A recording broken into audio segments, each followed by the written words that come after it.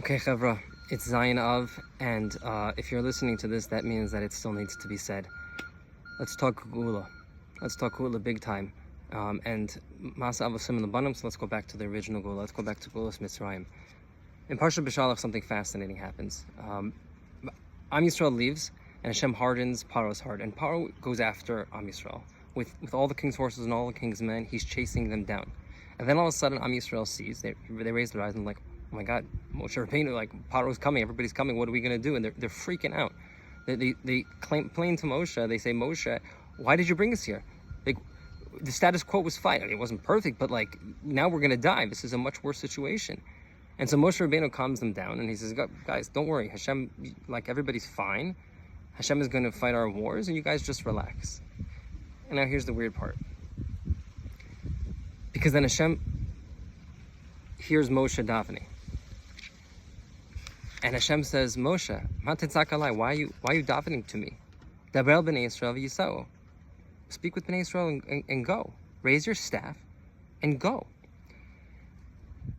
Hashem's response of Matitzak alai, it almost sounds like Moshe Rabbeinu didn't know what was going to happen. He didn't know, like, he was also freaking out a little bit, like, Paro's coming and they're trapped against the sea. What are they supposed to do? In fact, the Ramban al Torah says this. He says that Moshe Rabbeinu legit did not know how the salvation was going to happen. He didn't know the sea was going to split. And so it was appropriate that he was davening. And then Hashem says, why are you davening? Go. Wow. He's telling the nation, like, don't worry, everything's going to be okay. And then he, like, turns around. He's like, oh, God, what are we going to do? What are we going to do? It gets weirder because there's the Gemara, the famous Gemara that talks about Nachshon jumping into the ocean. There are two versions of it, but the second version says that all the leaders of the tribes were kind of arguing about who should go in. Nobody wanted to go into the water, and then Nachshon's like, okay, that's it, fine, and he goes in. Okay, so he's going into the ocean, to the sea. The water gets up to his knees, and you know what happens? Nothing happens. So he goes further, and it gets up to his chest, and you know what happens? Nothing happens. He goes further, it's up to his chin. And you know what happens? Nothing happens. Now it's past his nose. He's literally drowning and the water has not moved at all. Then the Gemara says that Moshe Rabbeinu was on the side and he was davening to God. This is Matitzak alai. And then Hashem stops Moshe and he says, Moshe Rabbeinu, why are you... Stop. What are you doing davening? Don't you see? My beloved, Nachshon is drowning. Stop davening. And then Moshe's like, what do you want me to do? I don't know what to do. And so Hashem says, take your staff and go split the sea. Nachshon is drowning. We got to go. We got to do this now. Now here's the question. If nobody knew the sea was going to split, including Moshe Rabbeinu himself, what in the world was Nachshon doing going in? Did he think like maybe something was going to happen? I mean, he tested the waters and nothing happened. Why did he keep on going? He was literally drowning and he's in the water. What did he think was going to happen? Nobody told him the sea was going to split. Zanyan. What I think makes Nachshon so incredibly special and how the Geulah came through Nachshon is not just that he was an incredible Balamuna, but it's they had chutzpah. He had chutzpah because the salvation, the way that it was going to happen, was not yet defined. It was open-ended book. In fact, Rabbeinu Bachaya says this on Matitzak alai. So Rabbeinu Bachaya says, "Eina davar talui bi el b'Yisrael." That Hashem was telling Moshe, "What are you yelling at me? You think this has anything to do with me? It's dependent on Am Yisrael. You guys have to go ahead and decide how you want this to happen." Meaning, perhaps Nachshon could have gone ahead and, like, I don't know, they had weapons, right? They came out with weapons. They could have, Nachshon says, yeah, let's go fight the war, and maybe the salvation would have happened to that. Maybe he, I don't know, could have flapped his wings and his arms and they would have flown across the sea. Maybe he could have tapped his heels together 3 times, said there's no place like home, there's no place like home, and they would have all just ended up in Eretz Canaan. But Nachshon decides that he's going to walk straight through the water and it's going to split. It's not dependent on me, it's dependent on Am Yisrael, what they're going to decide to do, how they're going to bring the salvation. Perhaps that's what the Gemara means when it says that Kasha hi lifnei HaKadosh Baruch Hu Kriyas Yamsuf, that the Kriyas Yamsuf was so incredibly difficult for HaKadosh Baruch Hu. He created an entire universe. He created the Yam Suf. Why was it so difficult? It was difficult because Kriyas Yam Suf was dependent on Am Yisrael. It was dependent on them going ahead and deciding this is how it's happening. Hashem wasn't going to go ahead and do it without them making that leap. He wasn't going to go ahead and decide how the salvation was going to happen. That was going to be Am Yisrael, and that's why it was kasha for Kadosh Baruch Hu, because we were shutafim in the tahalich. Masa avosim labanim. We're right now going through another Geulah. Am Yisrael left Egypt, and Hashem said, "Listen, we're going this way. There's no way back. We're not going back to Egypt. The status quo is over. October 6th. There is no more October 6th. It's only after. We've reached a stage within the Medinat Yisrael in which we are not going back. There's only forward. So we said, let our people go, let our hostages go. And Hashem hardened their heart, and they said no.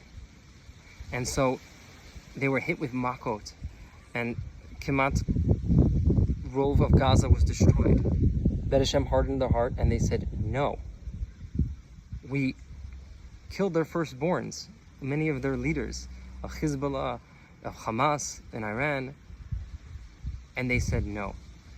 And now they're pushing us into the ocean. They're saying, from the river to the sea, we're pushing you into the sea.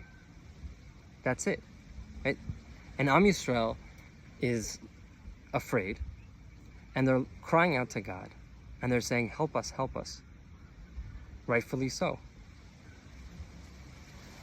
But perhaps Hashem is saying, Matetzak alai, ein hadavar toli bi el bi Yisrael.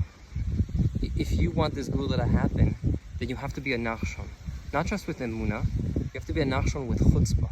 Because Gemara says in Sota that the generation of Yemot Mashiach is going to have incredible chutzpah. Chutzpah to what? To our parents? We've all been teenagers. We've all done that chutzpah, right? Where's Mashiach? The chutzpah, I believe that chutzpah is the chutzpah of Nachshon. It's the chutzpah of Kadosh Baruch Hu and saying this is how it's going to be, right?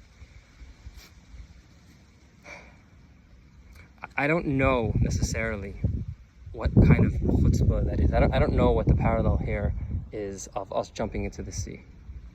But I think that if we want to go ahead and be B'yamot Mashiach, we want to go ahead and live the full Geulah, we have to be living it now. Nachshon walked into the water, he walked into the sea as if it was already splitting. And then Hashem said, okay, I guess we're going to have to split the sea then.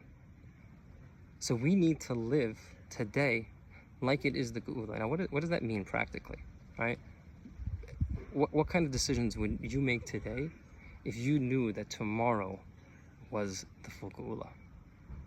So obviously, things like your choice of where you're going to live and the type of plans that you have in terms of your future, of the kind of schooling that you go ahead and do, the jobs that you take, and all that kind of things. That goes without saying, that if you want to live with the eyes of Geulah, that you have to make those kind of proper decisions. But let's say you're already on the bandwagon. You're already here in Eretz Yisrael, and you're like, okay, yalla, what's going to happen? Yemot Mashiach is going to be a time